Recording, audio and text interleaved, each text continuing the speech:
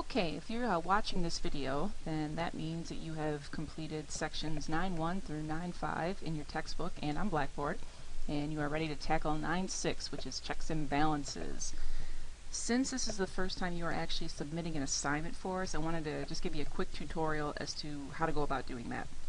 Okay, so if I look at the assignment, what you have to do for this one is you have to read 9.6 and complete the notes in your interactive notebook. Once you have completed the flowchart on how this system works, you're going to find examples in history when checks and balances actually occurred.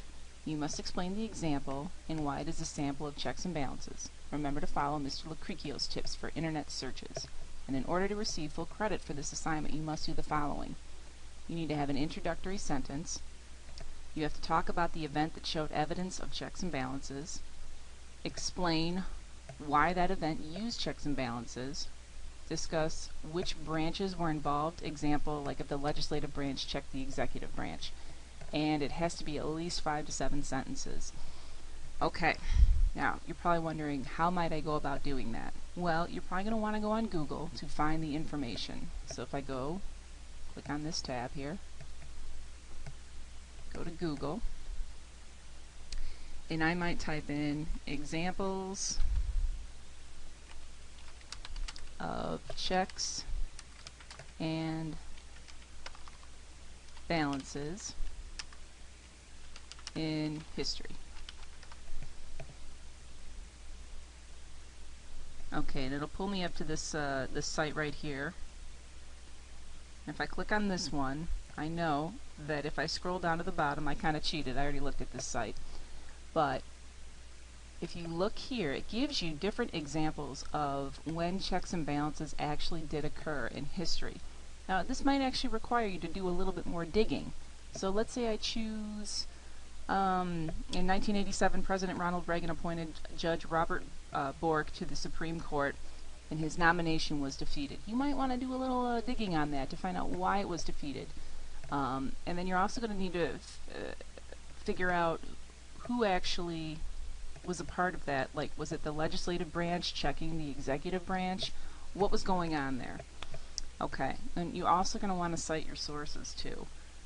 So if you got any information from this website, I'm going to need you to put that in your final submission when you go to submit the assignment.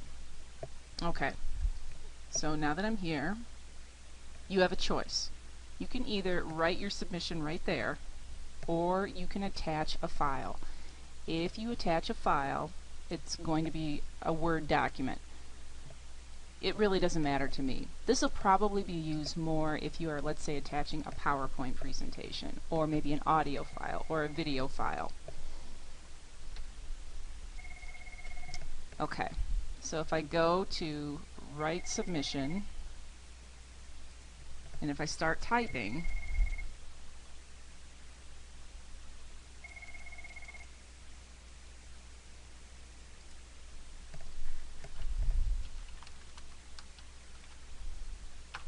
okay, the same rules apply as before when you did your discussion board. So just make sure you make any spelling.